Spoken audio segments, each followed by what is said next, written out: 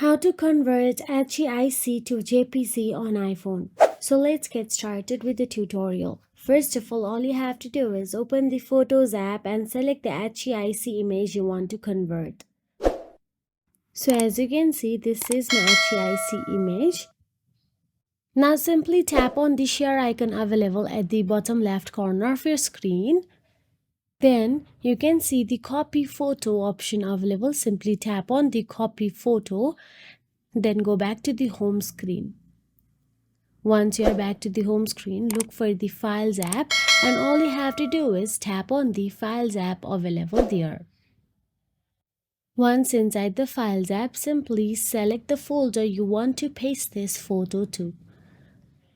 Then paste it. Once you paste it, it will automatically be saved as JPG in the Files app. You can tap on the eye icon and check if it is in JPG or not. And that is it. If you found this video helpful, please like, share and subscribe, and thank you so much for watching.